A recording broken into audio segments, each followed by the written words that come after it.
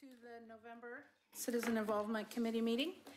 We welcome those in the audience. If you would like to make a comment on any of the items on the agenda and you aren't signed up to be presenting, we have comment forms in the back of the room that you can fill out and turn to Christina. And we will have Barbara do the roll call. And we're going to call out neighborhood associations. And so if she calls out the association, then you say your name along with whatever. I mean, like, if two of you, it doesn't look like any two people are here, so never mind that one. Oh, there you are. Bill, you were hiding. So when she calls herself in, then both of you say, like, you say Bill here, Gary here, or something like that. Like we've done for 3 years? No, we're not going to call out by name now. Oh. She's just going to call neighborhood. Oh. And then you can say. Okay. Use. Yeah, because technically we don't require to, so. She didn't get it. We'll just try that. All right, let's try it. Okay, Barkley Hills. I was going to say same thing. Wait, who's here? Say your name. Mark's here. Dennis Anderson. For Barkley Hills? No, for Kenema. She said Kenema. Hey, we're no name. I'm Barkley Hills. No, you're supposed to say your name when she calls the neighborhood association. Okay. We'll get there. We need a do-over. All right. A do-over. Starting from the top. Caulfield. Mike Mitchell. I have to translate here. Gaffney Lane. Amy Wilhite. Hillendale. Joyce Gifford. Not me. McLaughlin. PPNA. Myself, Barbara Rankin. Steve is excused. River Crest. Karen.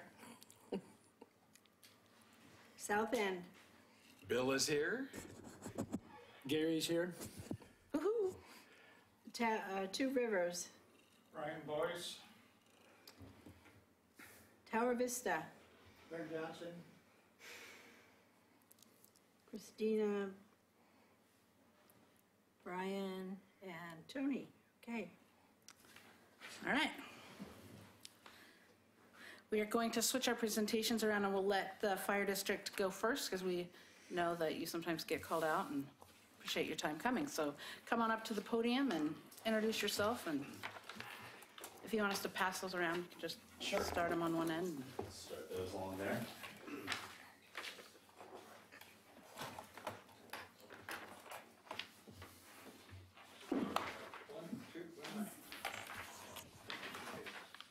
Three different things in there. Three different. Good evening, thank you. My name is Jonathan Shireman. I'm one of the battalion chiefs here in Oregon City for Clackamas Fire District. And we thank you guys for the opportunity to come and just talk to you guys, give you a quick update of what we've got going on. And we're very excited because in just a couple of weeks, we're gonna start our annual Ops Santa project, which is where we drive the fire engines around through the various neighborhoods and different areas in the fire district, and get toys and canned food and donations and whatnot, and then we make gift baskets and hand them out before Christmas time. So Ops Santa is going to start this year the day after Thanksgiving, and then the 2 nights we're going to be in Oregon City in the Hilltop and Holcomb area, and then the Hilltop area, I believe, are November 26th and November 27th. So if you hear a lot of hooting and hollering and sirens and whatnot coming through your neighborhood at a very slow pace, that's what it is, and an occasional ho, ho, ho from Santa Claus who's riding along on one of the engines. So then the second thing I wanted to share with you guys is just a quick bond update of what's going on, specifically here in Oregon City. So we have one of our new, it's called a Type 3 fire engine. It's a heavy brush engine, if you will, that's been up in Holcomb. It went into service at the start of the summer, and it was one of the apparatus that was bought with the bond proceeds that we passed a couple years ago.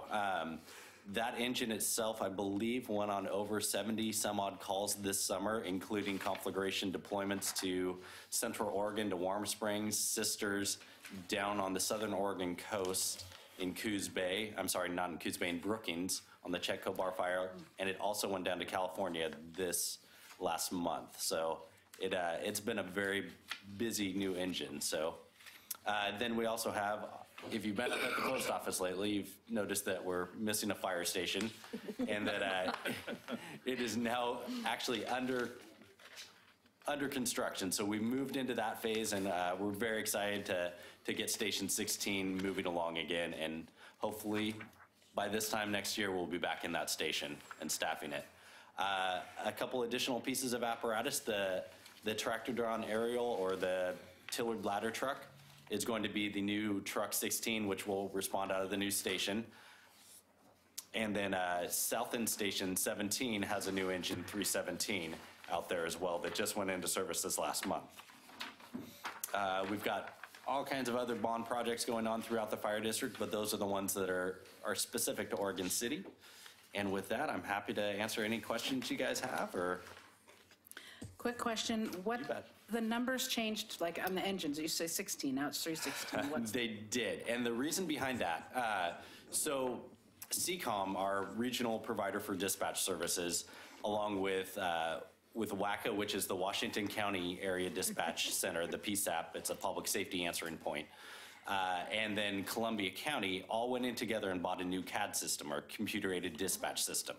So with that new system, there were duplicate numbers in the system, and that wasn't going to work. So the entire county, Clackamas County, has went to a 3-digit numbering system. So all of our engines and ladder trucks and everything basically added a 3 to the start of them. So here in Oregon City, Truck 16 is now Truck 316, just to avoid confusion on the dispatch end. There was actually an engine 16 out in Hillsborough, or Forest Grove, that every once in a while would cause an issue, even though the CAD, it's going to be new CAD, but sometimes it would get mixed up via Washington County and Clackamas County. And we'd get a call for an area that we had no idea where it was for, didn't recognize at all, and it was actually out in Forest Grove. So that's the reason why we went to the new numbering system, and it was actually countywide. So Molalla, Canby, Colton, everybody across the board is going to be in that new numbering system. So you said Clackamas County, Washington County, and what was the third jurisdiction? And Columbia County. Columbia. Mark, you had a question? Yeah, my question is more on the wildland fire side, because, that's what I do. Okay. On your type 3, when you go on a confirmation fire and that equipment goes outside the service area, how do you guys get reimbursed? Because it's an extreme cost to the local community, plus in addition that you're moving resources out of the area that we've already paid for, and therefore, and getting reimbursed for that. How does that money get back into the coffers to recoup the cost of you guys going out there, billing for your time, for your resources, which are community resources? How does that money come back to Oregon City? That money actually comes back through the state fire marshal's office. So it comes back from the state of Oregon. So when there's a conflagration act, the governor signs a conflagration act notice that the local jurisdiction where that fire is has been overwhelmed, and they're not able to handle the emergency anymore. So they ask for help, and then from the state fire marshal's office calls through the county fire defense board. So each county, I believe up in Eagle Creek would be a great example from this summer. There were over 22 different counties that had task force represented in the gorge this summer.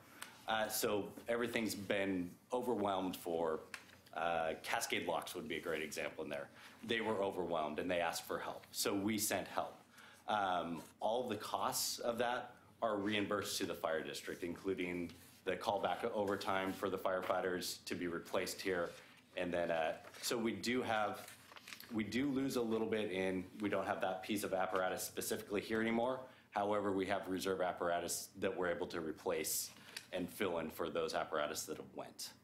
And then we also backfill all the positions that have left. So sooner or later, the time and the material and everything that you guys expend to go to another fire, because we know how much we make on those fires. It's a lot of money. It is.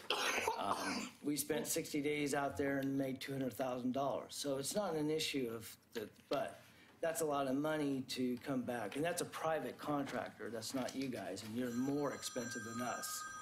So therefore, when you're looking at bond issues and getting money from the locals and we see equipment going out, we like to see that the money is being contributed back to the same people that it came out of.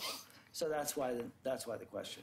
So essentially, when that money comes back, we do make, so the state, say one of the Type 3 engines that went out, the one from Holcomb this year, The engine itself makes about $65 an hour when it's out. So that's from the time it's called out to the time that it gets back. And then all the other costs associated with that are recouped from the state.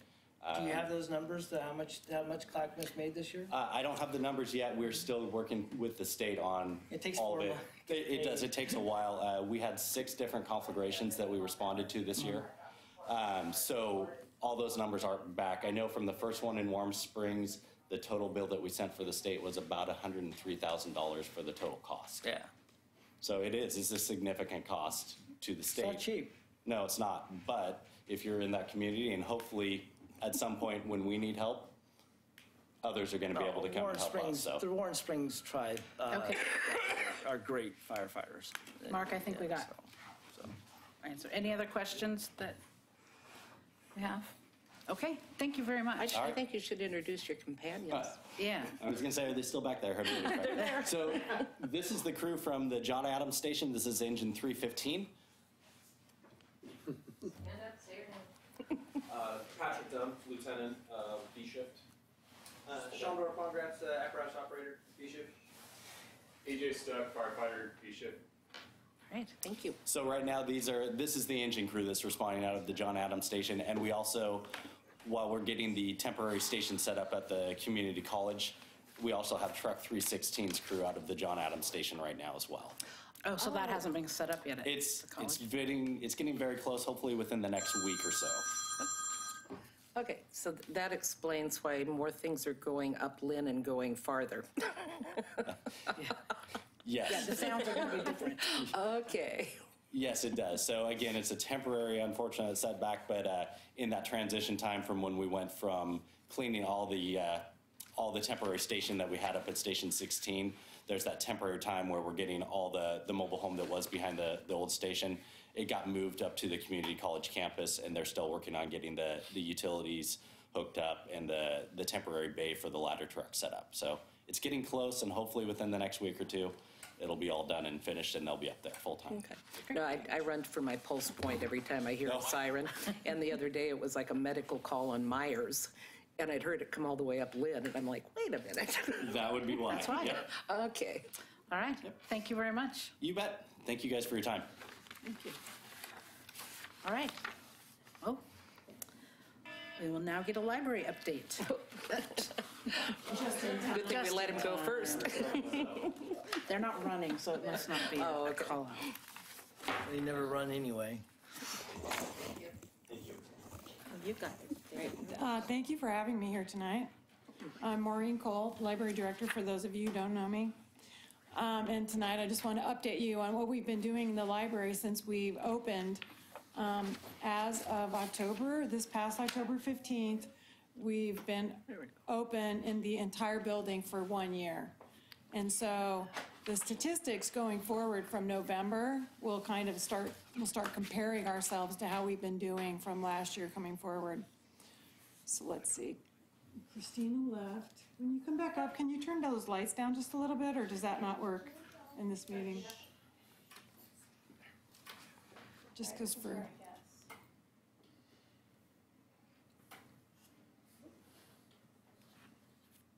Oh, awesome. That's way easier to see for people who are looking at it that way.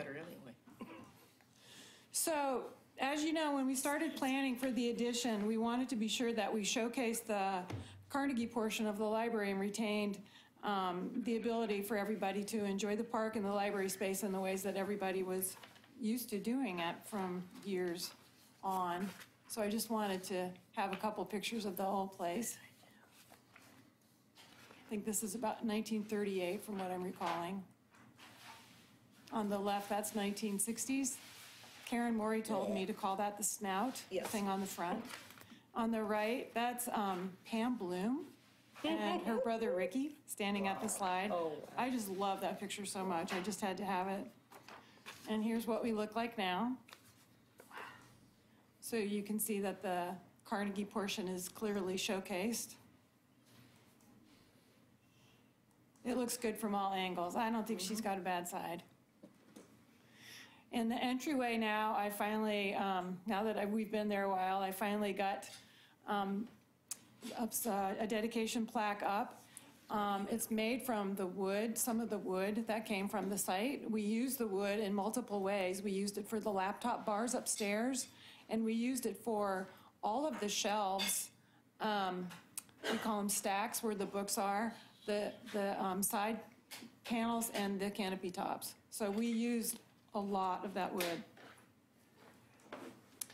And we have a multitude of wonderful spaces in the library now, all kinds of activity areas and seating arrangements. And the Carnegie has turned into a lovely reading room with a roaring gas fire, which is so nice at this time of the year. We've turned it on now that it's gotten cold outside. Somebody said 39 degrees. That's freezing. Oh, not quite. Well, okay, thank you. It's not freezing. There's some It books makes you me could check feel in the freezing. library. How's that? We have a teen space upstairs. We have 2 meeting rooms upstairs. Our internet area is upstairs also.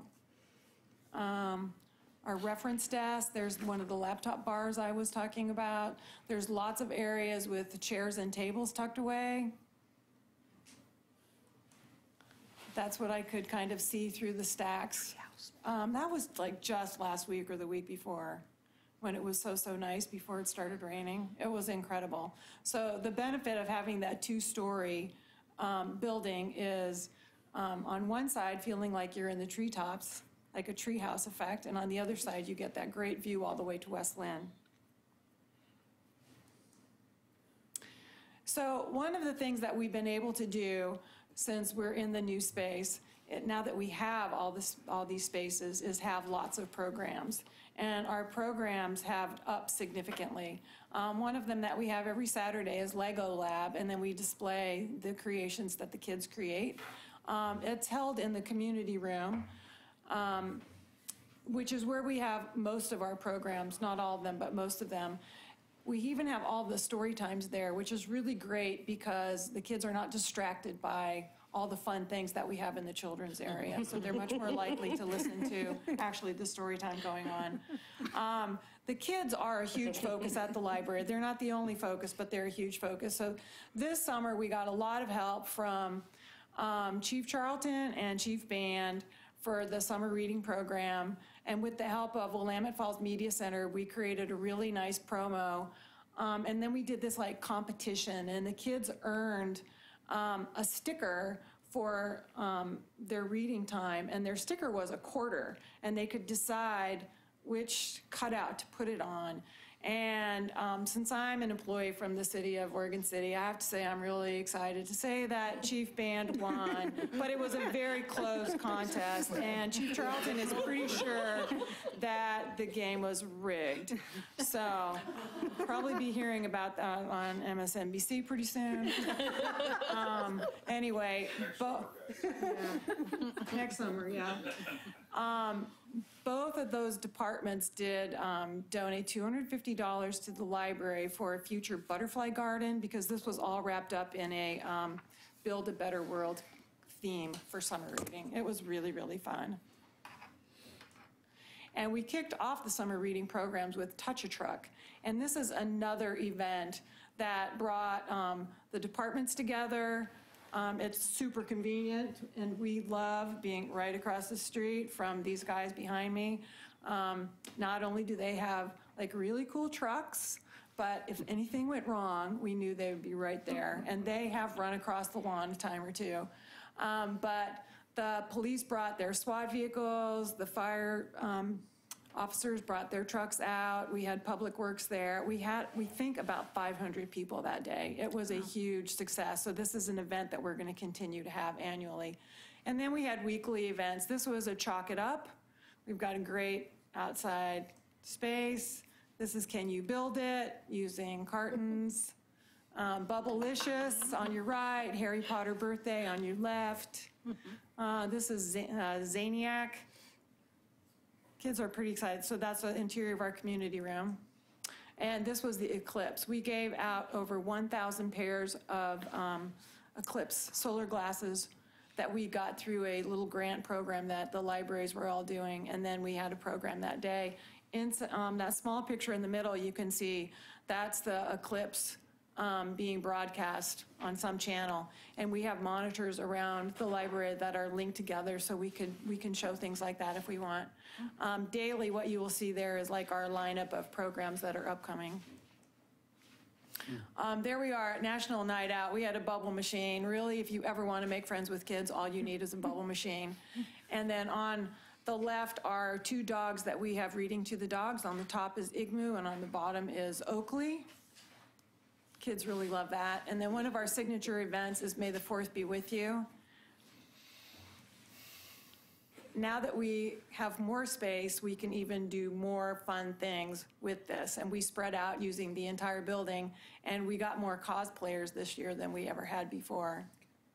So that was really, really fun. One of the other programs that we have weekly is Art Lab, and that's usually based on either a style of art or a specific artist. So the people who attend, learn a little bit about art and get to experiment weekly. And we have, I just didn't have that many pictures of adults in adult programs, but we do have regular craft programs for adults, and then we have all ages things too. But some of our adult programs are like, we have Oregon Humanities Conversations projects coming with some very tough topics. Those are really cool though, because they've got great people that will facilitate those kinds of conversations. We're still doing Pints from the Past with the Museum of the Oregon Territory, and we're still having our First Friday films out at the end of the Oregon Trail. And I actually said those backwards one time when I was out there, and I got corrected really quickly. And we have like WorkSource Oregon is been coming for every Monday for like 8 weeks in a row. We just have all kinds of things going on. And then we have all kinds of new and interesting collections as well. I don't know if you've heard of zines before. They're kind of like self-published, kind of pamphlet-sized things on like, it could be any topic in the world. And we've got quite a variety. There's a really big movement in Portland to publish these, and we've got some younger librarians who are really in on that. We have graphic novels, we have staff picks, we have a local poetry section now. We have a lot more space for displays, teen classics. We have award sections of award books for teens and kids. The Oregon collection is now all back where it belongs at the library. We have Russian books, Spanish books. Those are being the 2 main languages that you find in Clackamas County besides English, of course. And then we also participated in an update to our technology with the rest of the link libraries. We went to RFID, which is radio frequency identification. So instead of using barcodes as your scanning technology, it now has RFID. So that means that you can check out several books at a time at once. And so there's our new self-checks. On the left, we have 5 of those. 2 of them are standing like that, and 3 of them are tabletop. And then on the right, we have our automated materials handler. That's the check-in spot. So if you bring it there, it will be checked in automatically and quickly, which is really, really nice, instead of having it sit around until a staff can get to it. And that's what it looks like from the inside. So other technology that we do have a 3D printer, but it's not set up yet. We're getting a laptop cart with tablets, and those will be great for technology classes. So those things are coming. And so at the library these days, we have seen 30,000 or more people a month since February. In August, we had 41,000 people through our doors. Just last month, we were at 34,000, which is a huge increase from years past, obviously. And when we were just in the Carnegie, we had about 15,000 people a month average. So still more than you ever thought possible could go through those doors in a month. But our circulation is up, our registrations are up, our programs are up, our program attendance is up. I mean, things are really, really looking positive at the Oregon City Public Library. We have people there every day, way more than I ever thought possible. I'm not sure I'm going to get to 50,000 though, boss, so don't hold me to that one. That is really all I have for you, but I'm happy to answer any questions that you might have. Commissioner? So we have an award-winning building here also. We do. Yeah. And the first one is the Daily Journal of Commerce does their awards annually, which cover buildings in the state of Oregon. And of all the municipal buildings that were built last year, Right. this building got second place in the state of Oregon. The other one, maybe you can, I'm not sure which that was, but Well, the other one was not really an award, but there's the National Library Association, well, it's American Library Association, annually showcases designs. So Library Design Showcase is what it's called. And we were showcased in that. And that's like a really big honor because people submit all their, all the many new buildings that are being built every year get submitted. And we were showcased in that. And we were like right on the spread, as you opened the Centerfold. well, yes, we're the centerfold. I'm not sure I want to repeat that anywhere, but Is there a staple in the middle? And then it was picked up by another national public library publication, and they talked about the Library Design Showcase, and we were the picture that they chose out of all the people that they showcased. It was our picture that they chose, and that was really cool. And then we have another award coming, but it's a secret. I can't tell you about it just yet. Oh. It's a secret. It's a secret. But yeah, we've started actually kind of a Hall of Fame.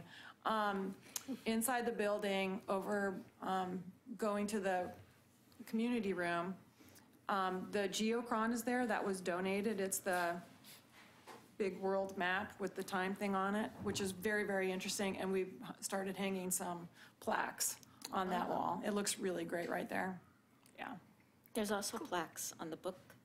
Name There plaques. are many donor plaques throughout the library, as well as the fake card catalog wall as well. And so go in and see them. They look really, really good. I just had one up there, which was the Norris and Bloom family donation for the community room, but there are several more like that, including ones at the end of Stacks, over near the business section. Yes. Yes, not to mention any names.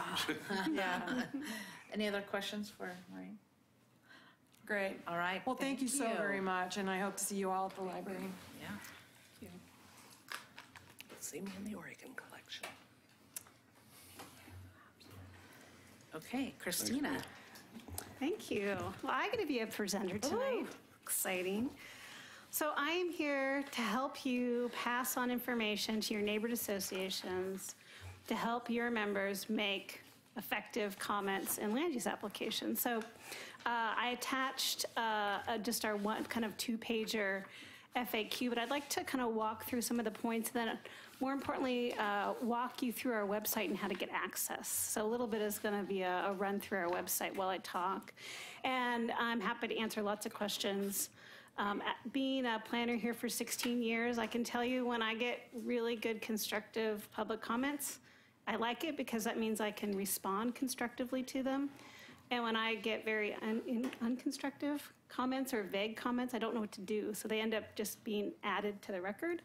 And so I like it just selfishly as a planner, and it also helps the process. So first, to start off, you hear from your neighbors that say, hey, there's something happening down the street. I saw a blue land use sign.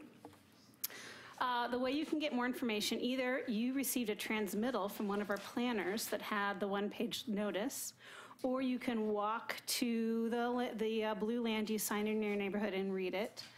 To be able to access, we have all of the land use signs information available on our website, and the way to get access to it is under government. You want to go to planning, and now I'm on the planning page, and you'll go to public notices, and you want to click on land use notices 2009 to present. So I'm going to click on that.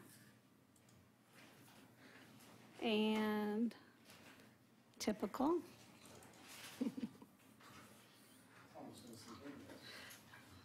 That's annoying. Give it time. Oh, I don't like to.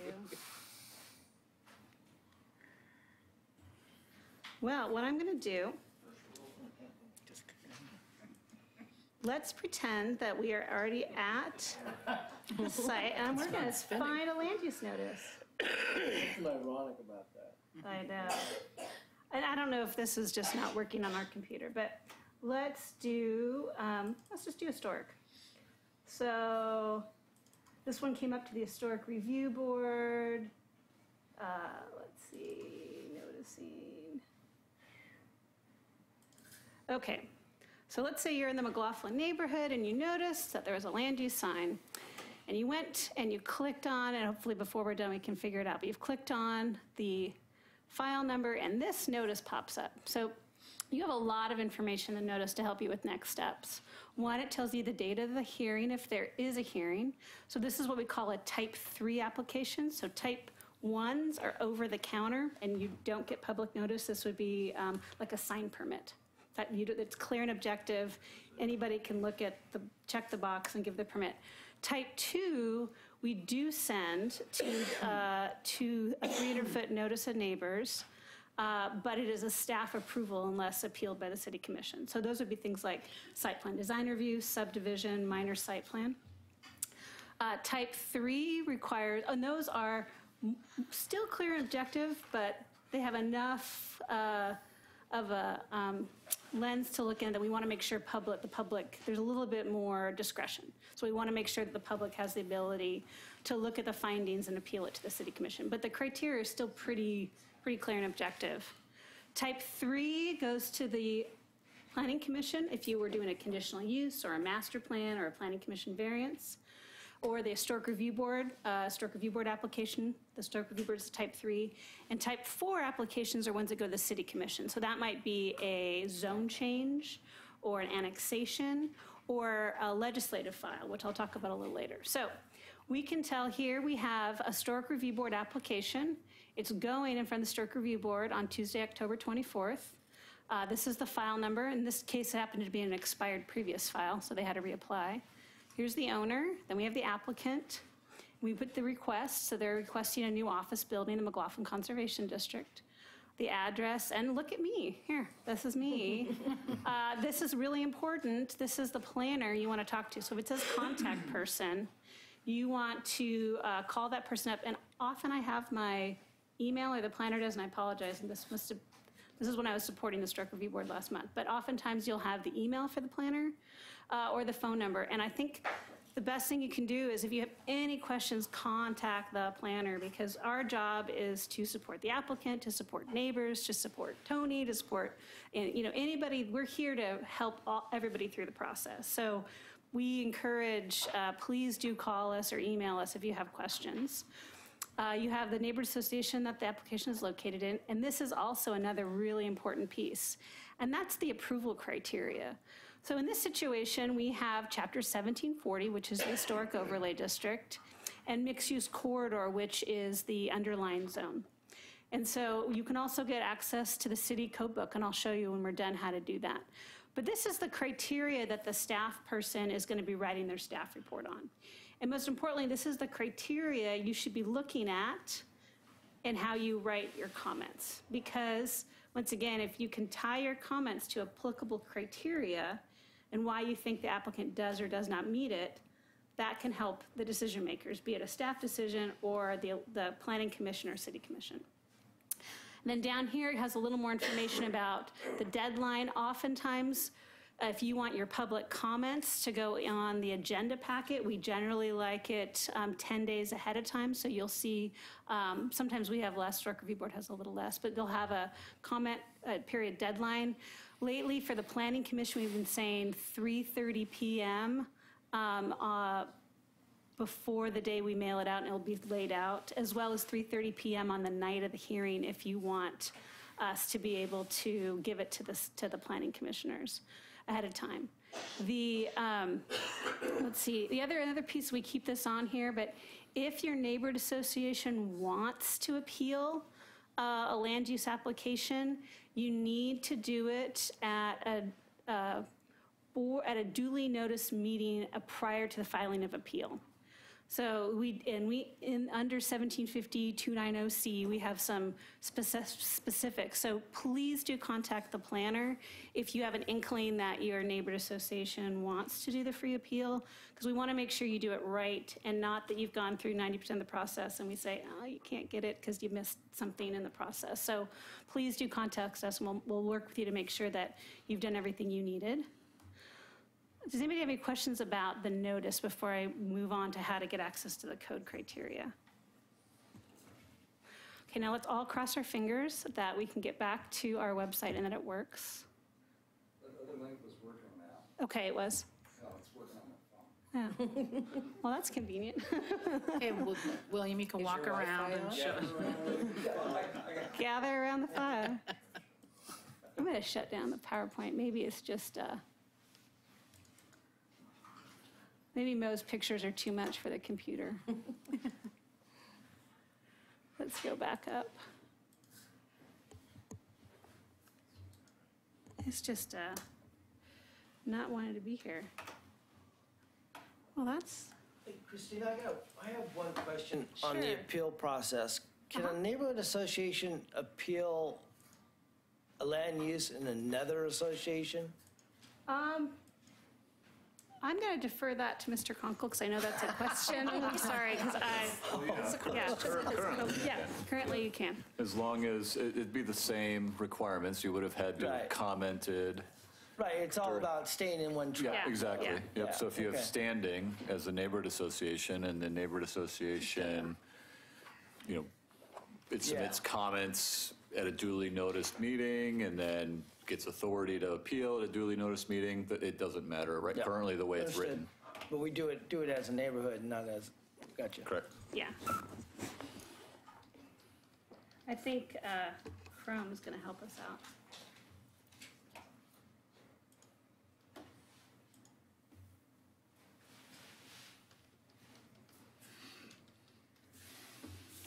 Yay. All right, let's see what this is. Okay. So how you get access to the municipal code is you want to go to government, and you see municipal code and city charter. So you can click on that. It takes you to our code section. So you remember, we had two codes that were applicable for that application. It was 1740, which I'll scroll down here and find. So historic. So let's say that was a new construction in the McLaughlin Conservation District. So just so you see, you'd be wanting to look at new construction. So it has criteria, exterior alterations and new construction, and it kind of tells you what the staff is looking at. So once again, if you say, in this situation, there's additionally some design guidelines adopted. So maybe you come up with a criteria that you don't think, or you think that this new construction, adversely affects the district, or you think it's a great inclusion in the district and will add value and support the historic nature. You want to, in your comments, go back to that applicable criteria when you write your comments. The other one was the underlying zone, which is 1729 mixed-use corridor. So this is your general zone. Every zone has an underlying zone of permitted uses. This one is along the 7th Street corridor as well as a little bit into High Street and Center Street.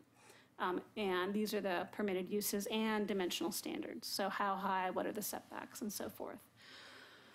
And so this, I really recommend taking a look at the criteria for any application. Granted, I chose an easier one. If I had a subdivision, you may have Title 10, vehicles and traffic, Title 12, streets, Title 16, land divisions, and the zoning code. And it might be in a geologic hazard overlay, but we'll write all of those down. And also, if there's something like a zone change that has, that directs you back to comprehensive plan policies, we'll, in the notice, we'll identify the comprehensive policies that we think are applicable. So you can go back. And let me show you how to get to the comprehensive plan. I'm just going to Google it right on the main page because I forget where it is right now. Oops, wrong one, sorry.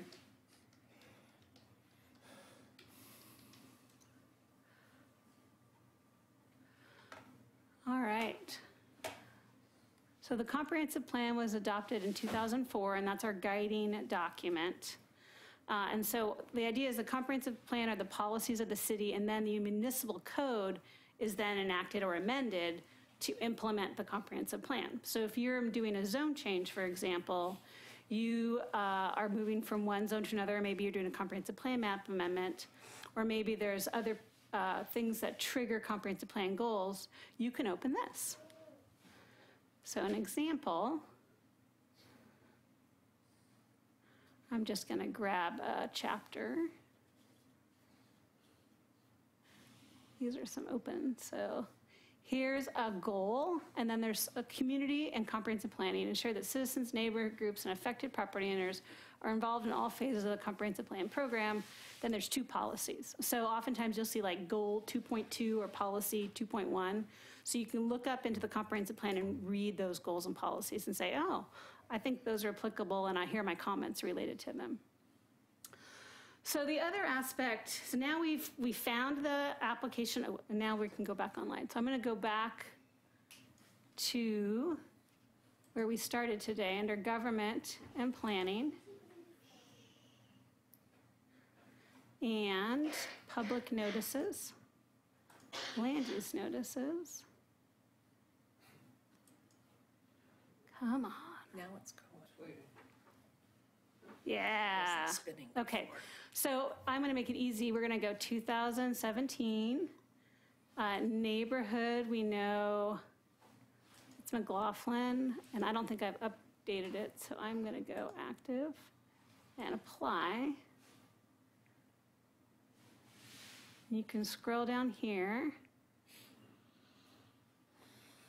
Let's see. Oh, you know what? I think I already put in the notice of decision for this one. Huh.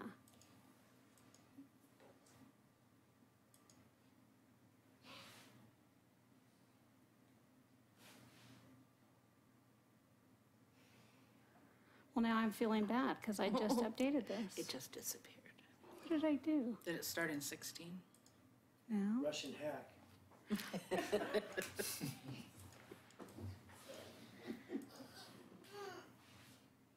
stole my data.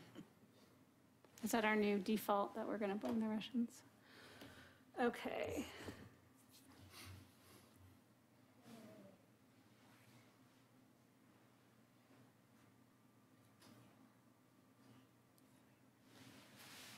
Well, that's really interesting, and I apologize because I'm the one that put the page together. And I know it's in here because I uploaded it. Is this the project on Center Street? Yeah, it's a Center Street project. Because I think it went back further than that, if I remember right. They were trying to avoid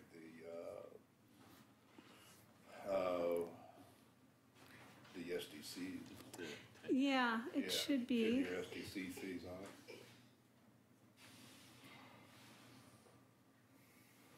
Yeah, because it was a reapplication. Yeah, but it should Would be, it still be under the 15 number? should be on here.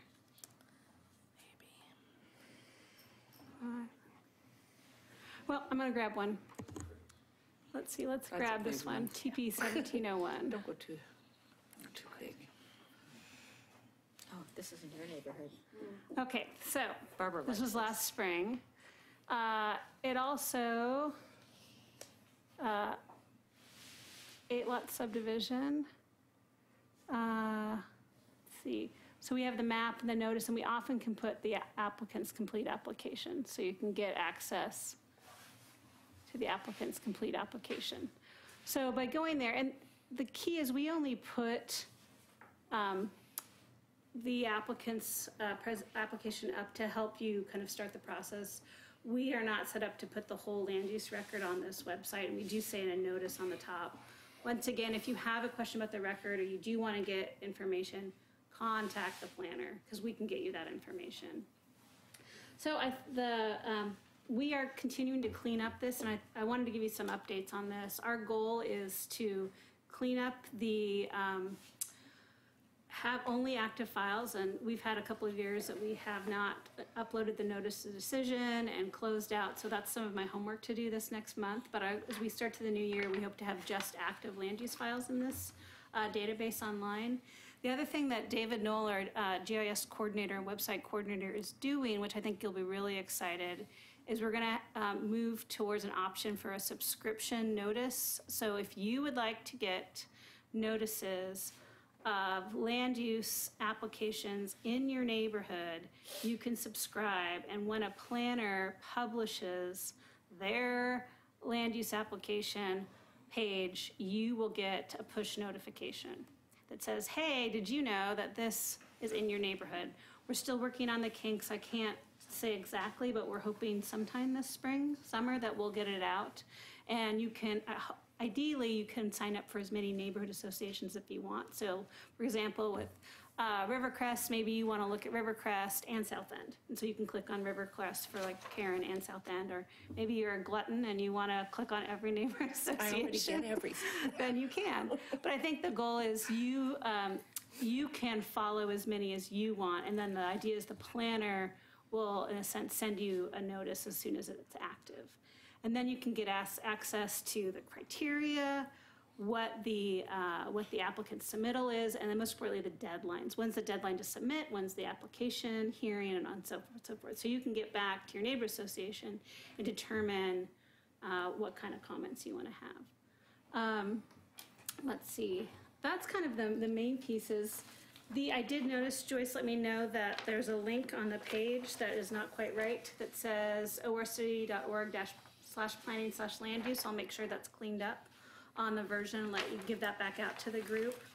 But I think the key is when you write your letter, do the best you can to tie it to the criteria. And then when you're at a public meeting, you have 3 minutes for city commission and either 3 to 5 minutes for planning commission, depending on the planning commission chair. So if you don't feel that you can get all your comments in 3 to 5 minutes and you're a little stressed out, you can always send in a supplementary written comment that night of the meeting for the record, and you can just kind of go over the highlights in your public comments. You can turn in public comments ahead of time, and you can addend them at the meeting. That's if there's a public meeting. So do not feel that you only get public comment or written comment. You can absolutely do both.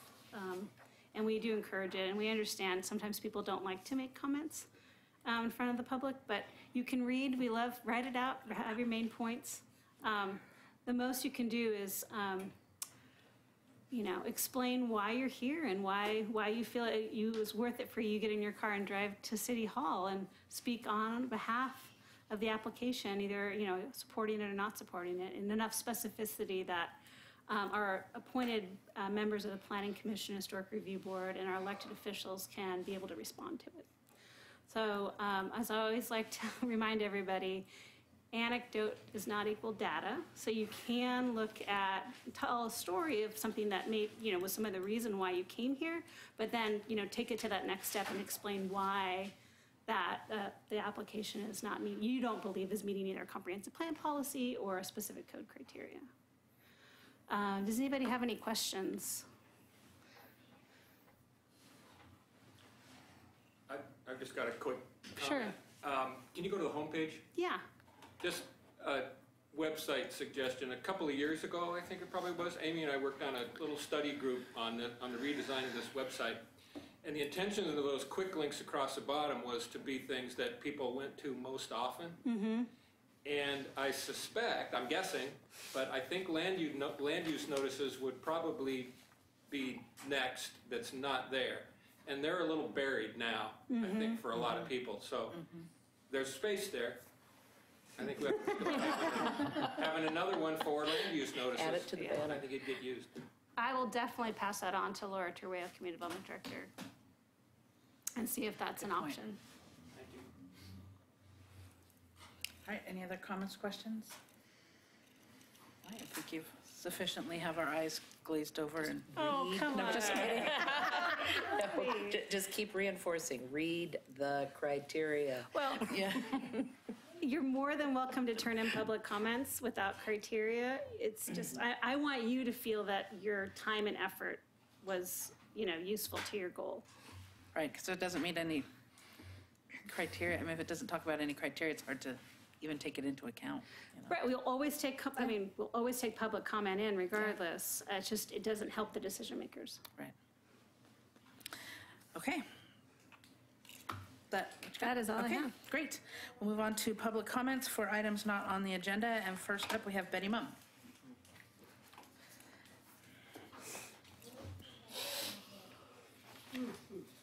Good evening. Thank you for allowing me to speak. I am continuing to have email issues, so I just want to make sure that Barkley Hills neighborhood information is given out.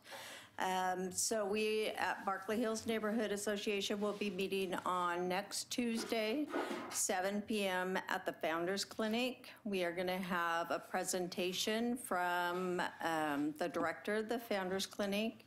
We are going to have Mike Day, the homeless liaison police officer, come and talk to us. And we are holding elections for vice chair, secretary, and CIC. So if you're out in the camera world and you live in Barkley Hills, please come to our meeting. Betty, where's the Founders Club? Founders Clinic is 700 Malala Avenue. It's the free clinic. Right across from talk shows. So Barkley Hills neighborhood has a lot of jewels in our neighborhood. We've gone to the Rose Farm. We've went to the Mountain View Cemetery. So we have the Founders Clinic in our neighborhood. So, and a lot of citizens didn't know what it was even about or why it was there or anything. So we talked with the group, and the group wanted to go, and so we're going. All right. Great idea. Thank you. All right. William Gifford.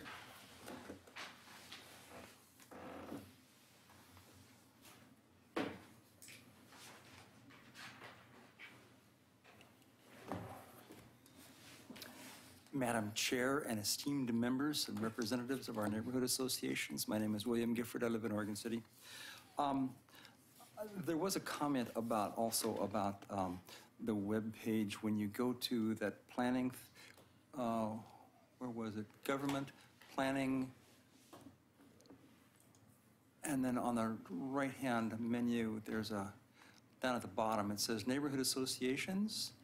And very nice at the bottom of that page, there's a little thing, right there where it says, what neighborhood association am I in? Sometimes there are a lot of people that don't know what neighborhood association they're in, and this is a nice little feature in this website where you can put in your address, and it tells you what neighborhood association you're in. Sometimes people don't know that. It's just a nice, quick way of finding that, I thought. The last time I spoke before this esteemed body a few months ago, I talked about some of the early origins of the CIC and the neighborhood associations. And in some dusty place in my office, I happened to find a book. And this was an original handbook about, it was called the Citizen Involvement Committee Handbook, dated 2002 now. That's 15 years ago, so a lot of things have changed. But the general purpose of this, as I recall, I think I got this from Tim Powell, was that each neighborhood association ought to have some sort of a guidebook to explain to their members what a neighborhood association is, what its powers are, what its responsibilities were, how to be involved, the general structure of how meetings can be run. And today, we are so caught up in the convenience of the internet and all things technological. I think we've moved away from how handy it would be if you have a new member to your neighborhood who doesn't know anything at all about neighborhood associations, or you're trying to recruit somebody to act as an officer in your neighborhood association. Wouldn't it be nice? And I'm just going to donate this to the cause, and if someone would like to take a look at it and consider what worth this could have, because when you read through this, you know that hundreds of hours have been poured into this document, and it's just been sitting because I think that it never really got assembled. And during that period when the neighborhoods were all inactive, or so many of them were inactive and then had to be reactivated and so on, this sort of fell through the cracks. But neighborhood association handbook and a CIC handbook, I just thought it was a worthwhile document, and I didn't want to just pitch it, so I'm going to give this to you. Great. I think that goes right in with our goals that we've set. I would think so. Yeah. Although I put it online. I'd be happy to scan it. I can send it to Chair That'd be Wilhite. great. There's a lot there. You might want to scan it. I might selectively scan it. Then I want the book. She's got a fancy scanner. All right. Paul, was your comment right for this section? Yeah. Okay, I think your card is hung up over there somewhere, so. Paul Egger. I think you have his, no, it's on yours. Is the one up on top Oh, there? okay, sorry.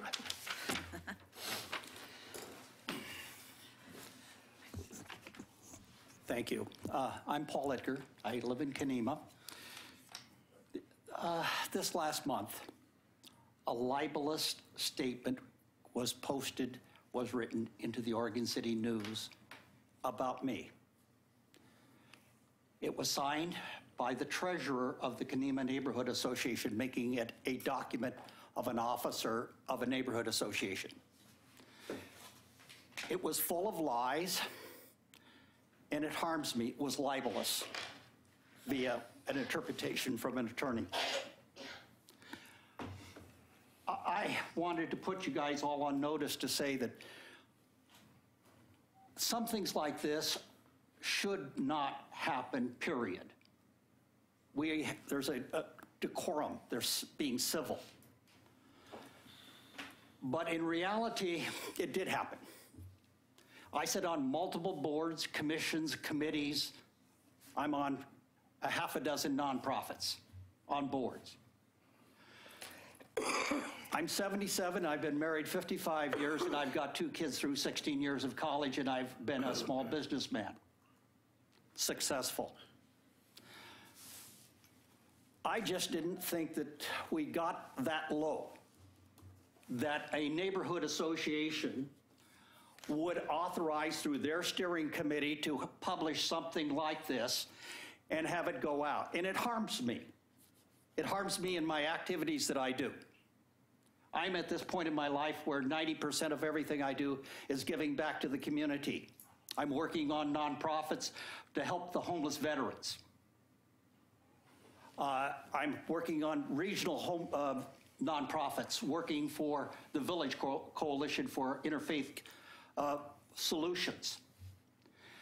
But to have some trash come out, getting published and signed, treasurer of the Kenema Neighborhood Association, is something that should not happen when all it was a hit piece full of lies and innuendos. This needs to go through a process. If we in this city can stoop to this level, go this low. Now, yes, some people don't like the fact that I know a little bit about historic preservation. I'm actually on the Clackamas County Historic Review Board. I didn't get appointed there because I didn't know something. And I'm in Kenema, and I've got a house built in 1880, and I took it through and I rebuilt it correctly. It's an example of somebody who cares and does it, and tries through his heart to do it right, backs up what I do and by my actual actions. I care about the environment deeply. I'm a Webfoot Oregonian, where I fight to save the trees, protect the water, and I know that in fact our neighborhood is one that has, in a geologic sense, virtually all of the hillside is in a geologic hazard area where Dogami says it's a landslide. Paul, I need you to wrap up here. All I'm saying is this is a grievance that's going to happen. I have to advance it. This should not have happened. I hope very much that you people realize that maybe there is a code of conduct that needs to be put together. And this is a place maybe it could start from, and hopefully we can move ahead. Thank you. Thank you, Paul. All right, any other public comments? All right. Christina, was there updates from last meeting? Yeah, we only had one update from last meeting, kind of a change from our long list, but there was a request to put the CIC standing committees on the footer, and that is at the very end of the footer of your agenda page tonight. So as new committees are added, I will add those on. As some groups finalize up, we'll take them off. Okay, perfect. And I would ask those people that are out on assignment, if you have had something happen within the last month, that you report it. Remember to keep it brief. We don't need the whole meeting recapped, but a brief update is great because you're representing us, so we need to be Which in on raises that a a little bit. question that we didn't loop you in on. When did we want to do Kelly's slides? There is a quick update in the McLaughlin-Kenema Trail. Karen has, I have about 3 slides that Karen can do during her roundtable. Okay. Okay. Approval of the minutes. Any changes or corrections to the October minutes? Hearing none. I move they be approved as distributed. Second. All right, all in favor by the hand? Any opposed? Any abstain? Motion passes unanimous. And then we get to adjourn before we have roundtable. Who's? I know. Hey, that'll speed it Mark. up. So, You were right. I know. So I just want to let you know, this was unfortunately what uploaded was the one that before we pulled the grievance committee.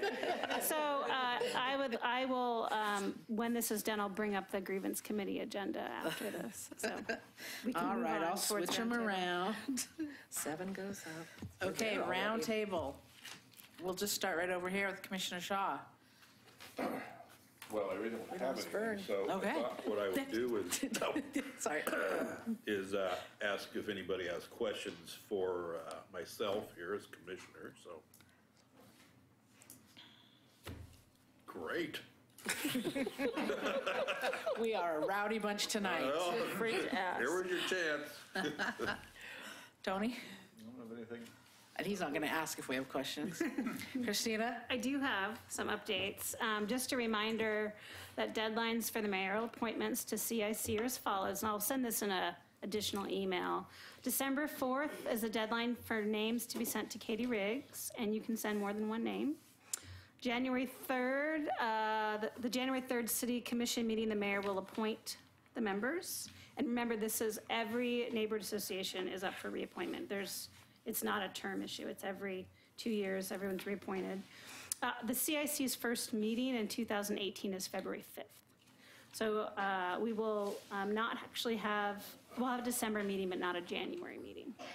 And then I know that the February meeting will be looking at the public involvement plan. So start thinking about how your neighborhood has been working to bring new members in, and we're going to probably have a show and tell in February to see what people are doing.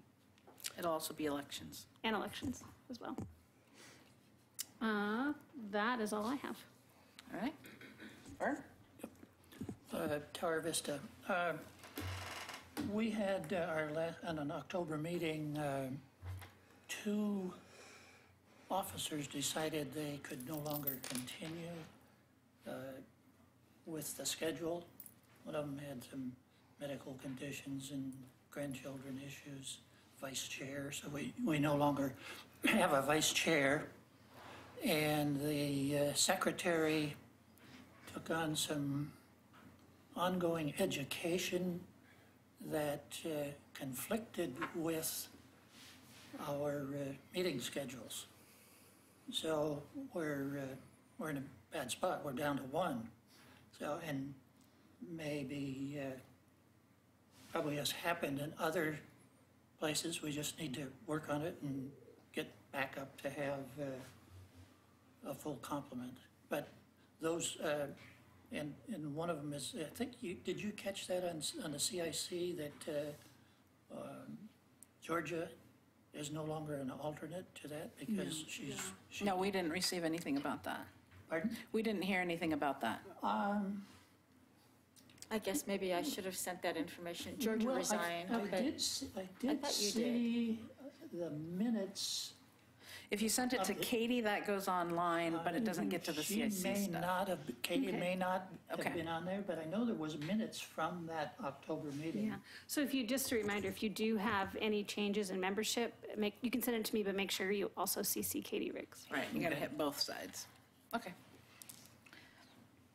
And I guess that's it for my, Are you gonna continue to meet with, yeah, the last meeting, we talked about that, and for several varieties of reasons, if for nothing else, the companionship of having a few people show up at the meeting versus holding your meeting of 2 or 3. And so I think we're, I don't know that there's an end date to the joint effort, but it may It's okay. continue for Hillendale and Tower Vista are joined by Leland Road.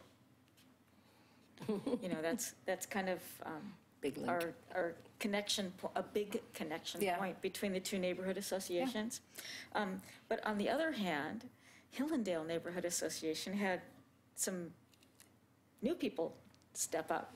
So beginning in 2018, I will no longer be CIC representative. Roy Harris will be the representative and Ray Stobie, if they are so appointed by the mayor. So we'll have some new faces for you guys, at least one new face for you. The other thing that we had at our joint Hillendale Tower Vista Neighborhood Association meeting, we had the fire department come and talk about Operation Santa.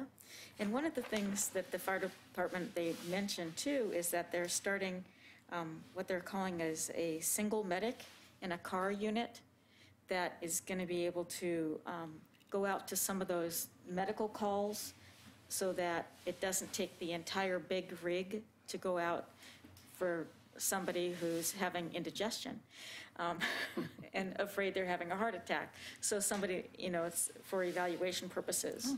And a community paramedic program for the frequent caller program for the ones that might need help. So very well put.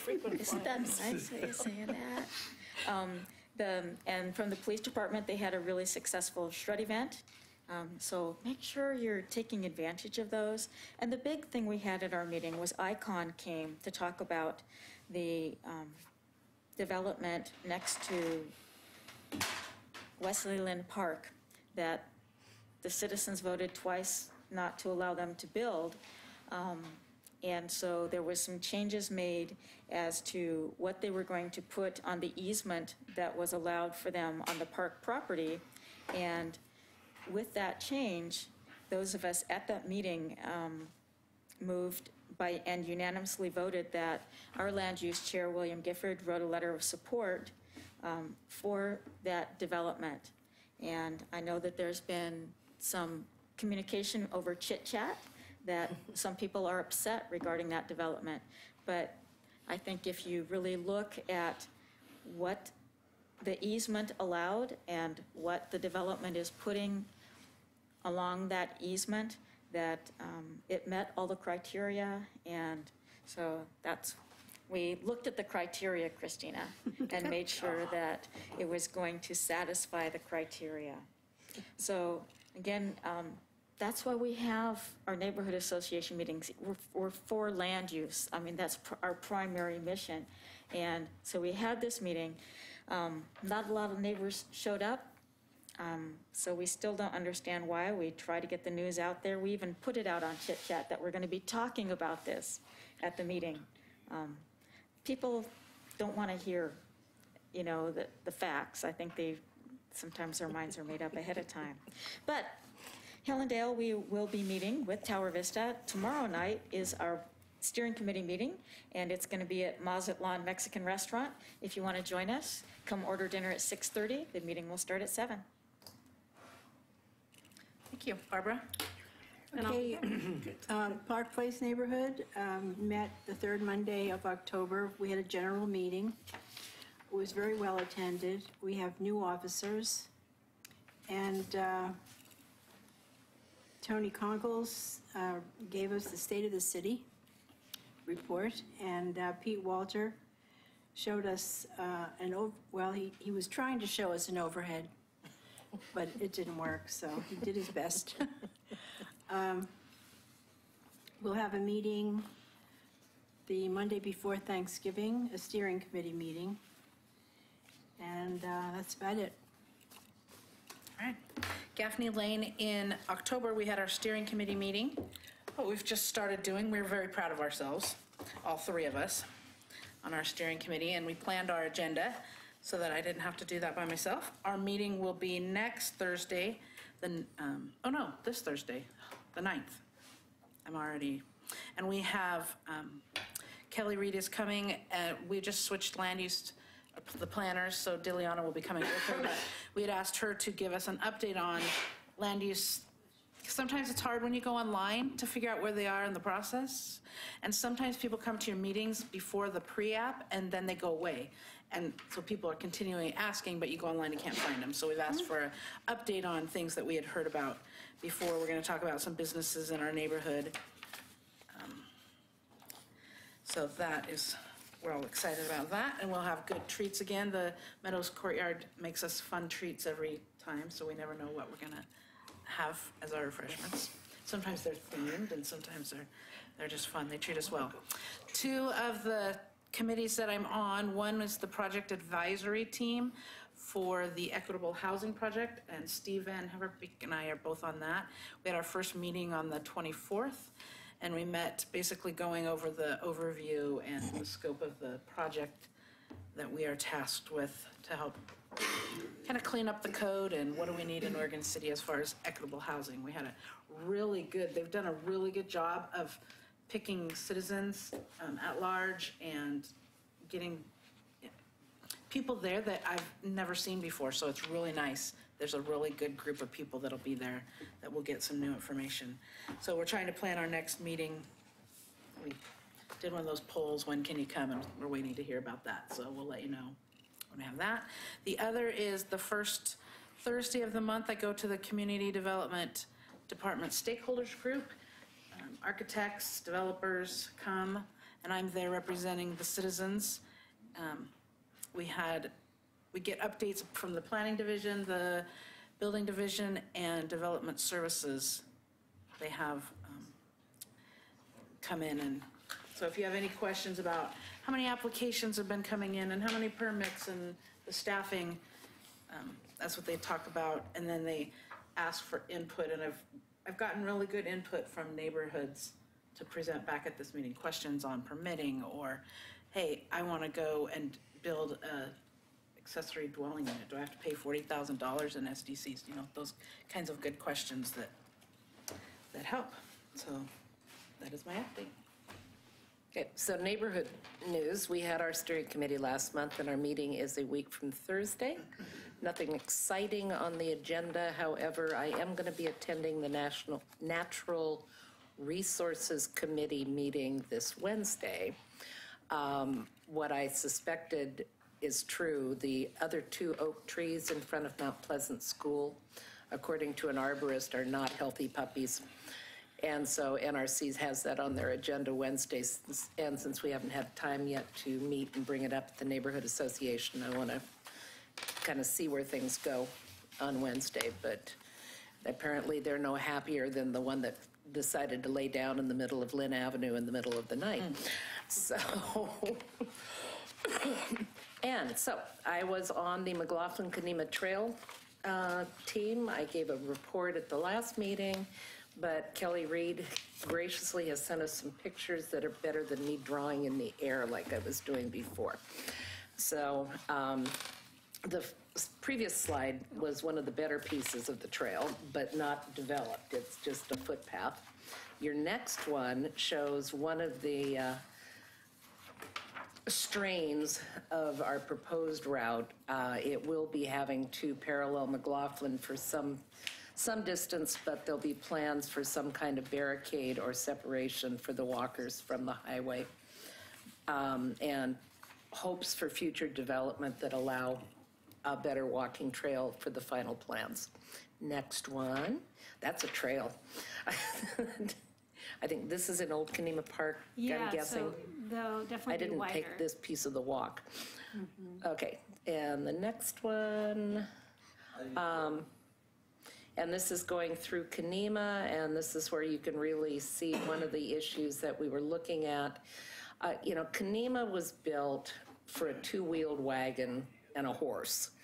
It was never built for cars, and it was certainly not built for cars going two ways, plus people walking and bicycles. So there'll be a lot of attention paid to moving people using the trail through Kenema on the city streets, because this is what you're dealing with on Kenema city streets. And this is South End Road. This was one of the reasons that we decided not to take the trail up South End Road. Even though I did suggest the way Oregon City's always done it is a couple sticks of dynamite and you're fine, but.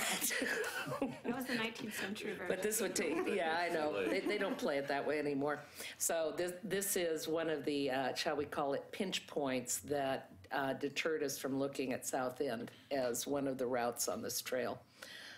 Next, and this is why you don't cross the highway. If there is an existing boardwalk along the river that hopefully maybe eventually could be an extension of the Riverwalk, but it needs extensive work on the existing boardwalk, and when you get to Kenema, this is what you have to contend with to cross the highway. So that was a reason that we did not go with an alternate route that took you down the west side of the highway. And this was one of the community events that we did, and at the Museum of the Oregon Territory and the Kenema Tot Park, they had stations where you could look at things, give your input, and we had really good participation that day. I was really impressed. 80 people came and provided comments. Okay, wonderful. And, all right, so this is the first, and understand that there's an interim trail recommendation, and the recommendation includes certain improvements that will then lead us to a final trail alignment. Back one so I can look at the interim. The interim one is going to take you off the promenade at, I think, Second Street, up to High Street, then down South Second to the highway to cross at the pedestrian signal. Then you'll parallel the highway, go up around Old Kenema Park and through Kenema. The final plan has a few changes and additions to it. One of the recommendations, and we did have a representative of ODOT at the meetings, who is open to closing off Tumwater Drive. This had been in a conversation before, and ODOT didn't cooperate, or didn't agree with us. ODOT, according to what we were told, ODOT is now open to closing that end of Tumwater Drive, which most of us think is just a hazard anyway. So the left turn off of... The left turn off of 9090 up to Tumwater. Up the luge, as we call it. And there does appear to be some capacity to bring cars into the city parking lot next to the VFW hall from First, which is an option to be looked at, because part of the concern of continuing down the promenade through the parking lot past the VFW hall is it's a very narrow driveway with very poor visibility. And we didn't want to encourage a lot of people walking down there as long as traffic was coming up Tumwater and cars were coming in through that. So long range, if those two things can be addressed, the trail will actually come down the promenade, past the VFW hall, past the Museum of the Oregon Territory. The next trick for a really creative traffic planner is a safe crossing from Tumwater to the other side, which does not exist currently because of the way that road works and how busy it is. But there were some ideas for traffic calming in that area that would allow you to just walk straight across, and then the rest of the route remains pretty much the same. And the advantages of the route, it exposes people to Old Kanema Park, which most people don't even know exists and is beautiful. There'll also be some traffic calming in Kanema. Some of the proposals are lowering the speed limit, speed bumps, other things to deter. And actually, as the Kanema partners commented, there's a lot of issues in Kanema already, especially for school students getting off of buses, neighbors just wanting to walk the neighborhood. So this will be an advantage to Kanema to improve the walkability of their neighborhood when this is completed. And it will be going before the Planning Commission for a presentation next Monday night, the City Commission in December, and fun committee to work on. And I missed the next one. There's all the cool things we can do in Kanema. Oh, there we go. So, and the one thing I hadn't heard, I think you sent an email out, but what's Kelly's new title? Kelly Reed has now been promoted to planner from assistant planner. With the historic. Oh, and Kelly will also be the historic preservation planner for Oregon City. Yes, she's fun to work with, and I was thrilled about that because the city hears a lot from me on historic things, and I was missing Christina, but Kelly's going to do a wonderful job. That's it. Gary? I'll just refer to Bill. I noticed that Gatorade bottle on South End. That must have been before the Yes, cleanup. I meant to mention that. Yeah, thanks a lot. You missed what I said. Thanks, yeah. South End Neighborhood Association had our general meeting on the third Thursday in October, and we had a presentation by Kelly Reed talking about different land use issues that were happening in the city, and we had quite the lively conversation. And our next meeting is in the third Thursday of January. What? Little reprieve. Are you back there? Yeah, I'm back here. Yeah, just. I have a correction. In addition on the elections for Berkeley Hills, there's 4 other positions also open. And those are the members at large that we have for our CIC, for our steering committee. Oh, steering committee. Steering committee, I'm sorry.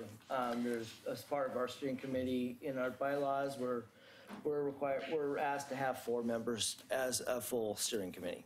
So without a full steering committee, it really doesn't mean much, but we've been doing it, we've been winging it. We all take what we can get. Second of all, the meeting, just a slight correction, that the group did not decide to be at that was a unilateral decision to have it at the clinic. So it wasn't, the meeting for this was not a group decision. It was a unilateral decision. That's my only correction for the record. That's all. Okay. Dennis? Yes. We have our neighborhood meeting at the police station the 16th. We are electing new officers for our neighborhood. I can't let the night go away without commenting on Mr. Egger's comment. That was a separate issue by an individual resident neighbor in Kanema who had her name maligned through the same discourse as Paul is referring to, and that is letters to the editor. And what is strikingly important to note is that, after many of these responses through the letters of the editor in the last 3 years, there's a good many neighbors, Karen being one, and I guess I'm sort of speaking up for her, having the chance to speak back and to comment for the allegations and accusations that were levied against single members within our community. And I think it just perhaps stung Paul a little bit too much. And I would attribute that to a pushback. And it's unfortunate and sad that he chooses, as a few do, to work outside our neighborhood. and rather to participate and contribute. We try many different ways to encourage them to come back into the fold and to contribute. And you heard, as we always do here, the list of credits Paul Egger has, and he could be such a positive force rather than a negative one. And it's too bad and unfortunate that he feels that he's been undercut, but I think he just got himself burnt a little bit, and I have to waste the time by telling you this, but I resent it, and I don't think it really applies, and there might be some truth there. I would like to remind everyone, this is a great opportunity to remind us that you should not use your title behind your name unless you have been approved to do so at your neighborhood meeting. Sometimes we want to do it to just remind people that that is our title, but what happens is that people think we're speaking for the neighborhood. I disagree on that, because we've gone through them the grievance, and the separation is that there's a difference between using your title to represent and full disclosure, because I believe people should know who they're talking to, whether you agree with it or not. And I understand what you're saying. So then, instead of signing it as your title, then you should say, but you need to say, I'm speaking as a person and not in the capacity. Because if all you do is list your name as if you're doing full disclosure, it makes it seem as if you're using your title and that you've been approved. Joyce? I am reading the article that was referenced right here on my phone, and there was no title given, just her name. Okay. There is no mention that she is on the Kenema Neighborhood Association. Okay, thank you. And it was an answer back to an allegation made prior. But this is just a reminder. We've talked about it here before. If you want to list your title, please make sure that you have a disclaimer that you're... But I think the reminder should be that we all should be cordial towards each other and not necessarily worry about too much on title. Yes, but when you give your personal opinion and even if it's cordial... That's the Constitution. A constitutional right gives you to express yourself, especially on Nextdoor.com. Yourself. Okay, and I'm not going to argue that point. I'm just saying, if you want to list your title, you need to make sure you say that you're speaking for yourself and not in that capacity. Unless this body adopts a policy, you do not have the right to tell people what they can and cannot do. I've explained this to this body several times. I'm not going to argue. I'm just reminding you what we've asked you to do. Brian? We had a meeting on the 25th, which is the Can you use the microphone? Is that on? Yeah, we had our meeting on the 25th, the fourth Wednesday of the month. Most of my meetings are on Thursdays. We had 16 people who signed the login, and we had actually 4 major presentations from 3 organizations. Wow. So we've reviewed plans for Clackamas Cove Phase 2 off and on for years because they keep changing the plans. They're down to what they say is their final plan, which they presented to us. They're going to end up with about 400 living units, some retail space, and live-work combination units. Is the 400 just in the second phase? Just in the second phase. Wow. And it's more than the first phase. And the live-work units will probably be offices due to the size. There's the possibility of retail as well, but you live upstairs and on the ground floor you have an office or whatever works. So that's an interesting thing. There will be what could become a major bike path running north and south through the project. And that'll be like a 12-foot one, I believe. And, if, I don't know where Metro is going with their idea of a replacement bridge over the Clackamas there, but if that does get put in, that will be a major route for people coming from all throughout Portland. But we don't know. So anyway, the trail is there, whether it gets used or not, and that trail will be the main access for people getting to the cove itself. The second presentation was just an update. It wasn't something that we had to vote on, but Dan Fowler and Lloyd Hill provided an update on the bicycle paths there. In that project, there's actually 2 separate bicycle routes through the proposed Hampton Inn across from end of the Oregon Trail. One is going to be near the street, and a smaller one will start at the depot and sort of wind its way through the proposed development and onto the road. Trying to remember which street that is now. 17th, I think. Yeah, and they're also concerned with getting access to the Cove area from this development, and they have ideas of both going over the railroad track with a bridge type setup or underneath near the creek. Of course, they have to talk to the railroad yet. They haven't done that, but they have some interesting ideas.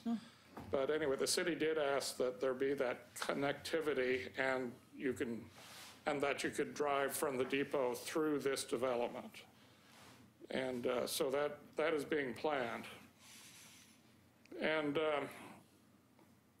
finally, WES, Water Environment Services, came with 2 projects that they're undertaking. They're doing yet another major upgrade. They're constantly trying to keep ahead of the curve as far as capacity. And they're going to have a much higher capacity once this project is done to handle the solids, and it's being distributed to agricultural lands throughout the valley. And the second project is actually, again, 2 projects, which is a 20 and a 30-inch sewer line going underneath the 82nd Avenue Bridge to their plant, coming from different locations, of course.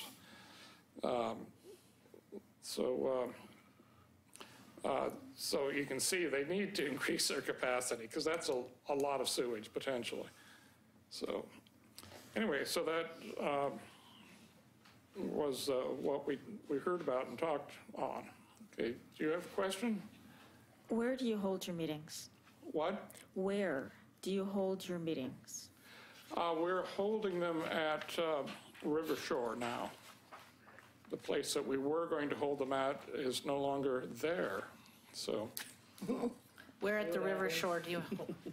Do you use the meeting room downstairs, or? We didn't this last time.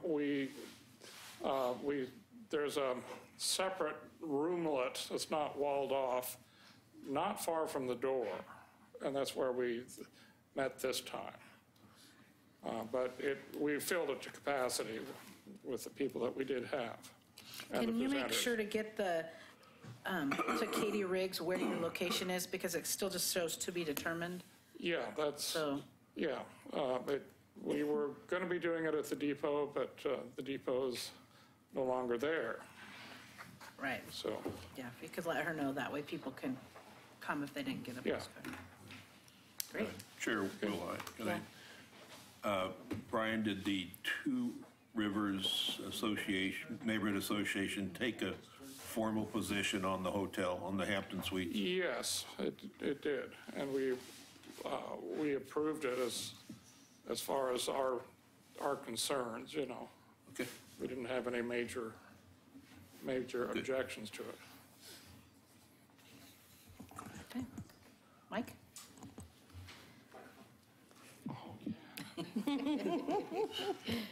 Cotfield Neighborhood Association, our next meeting is on Tuesday, November 28th at 6:45, and we meet at the Bus Barn. A couple of presentations planned for sure, one from the developer that's working on the apartments across from the high school, and the other from Phil Lewis, our Community Services Director, who's going to speak about the timing and such on Phase 1 of the Glen Oak Park project, which ought to draw us a crowd because there's a lot of interest in that one, and finally maybe moving some dirt there would be wonderful. The only other thing I would say, as you know, we did have an ad hoc grievance committee a short time ago, and 2 of the things that we suggested were some more formalization on how you go about filing a grievance, and the other I just totally blanked on, what was the other thing? I can't believe I did it. Yeah. How to file agreements. Oh, and how should people in voluntary positions, whether officers or members of groups like this one, how should they or should they not identify themselves or their comments on social media? And I'm bringing it up because it sounds like we might want to get that up a little higher on our urgency, because it sounds like we're going right back down the same road. So that's it from me. All right, as far as updates, can you update us on the minutes situation? Did the city commission come to about if we can go to just...